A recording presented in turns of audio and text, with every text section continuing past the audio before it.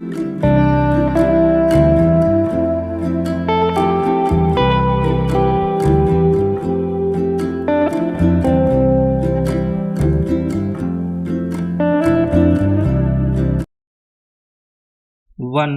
2, 3 start.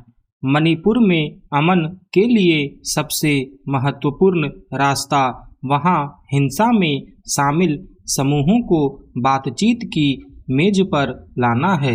सरकार कहती तो रही है कि हिंसा फैलाने वाले समूहों से बातचीत कर समस्या का हल निकालने की कोशिश की जाएगी, मगर अब तक इस दिशा में कोई ठोस पहल नहीं हो सकी है।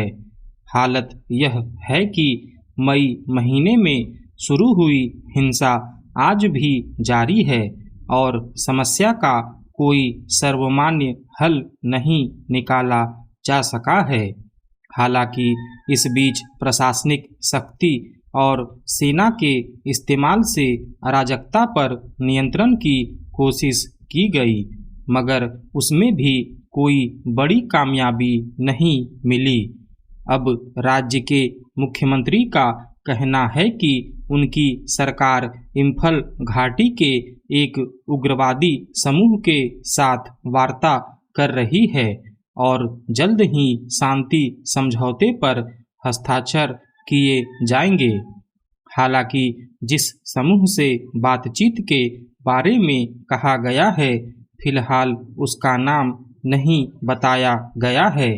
सवाल है कि अगर सरकार इस ओर कदम बढ़ाती दिख रही है तो क्या किसी एक उग्रवादी समूह से बातचीत के जरिए समस्या का हल निकाला जा सकेगा।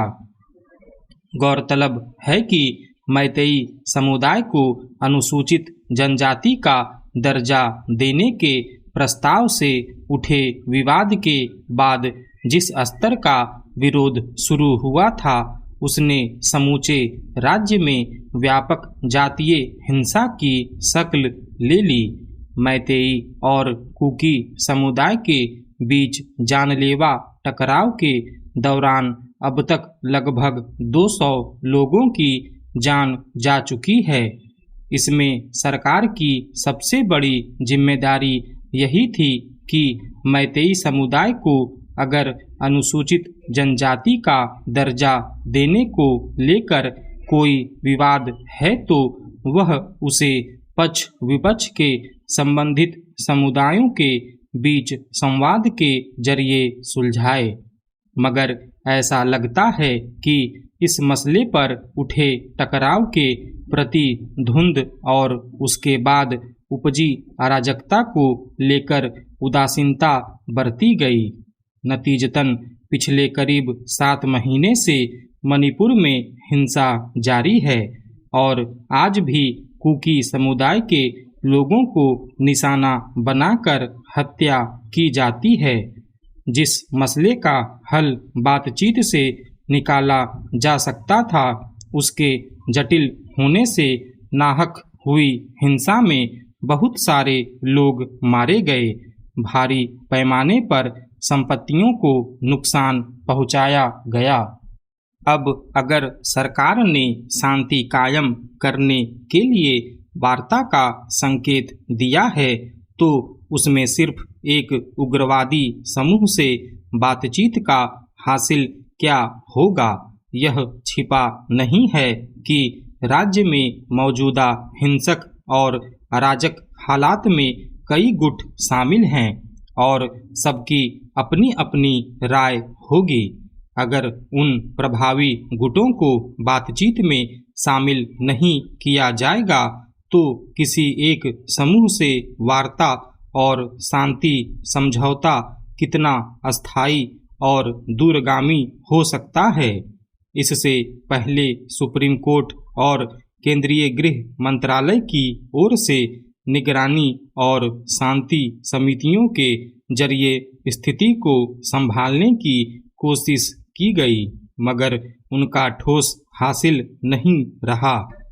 इसके अलावा एक ओर सरकार ने हिंसा पर काबू पाने की अप्रभावी कोशिशों के समांतर सभी पक्षों को एक मेज पर लाने के प्रति या तो उदासीनता दर्शाई या फिर नाकाम रही। अगर सरकार इनके बीच किसी एक उग्रवादी समूह से संवाद की बात कह रही है तो इसके प्रति बेहद सावधानी बरतने की जरूरत है। यह ध्यान रखने की जरूरत है कि हिंसा में शामिल ज़्यादातर समूह अब तक बातचीत के जरिए समस्या के समाधान संबंधी प्रयासों में शामिल नहीं हो सके हैं।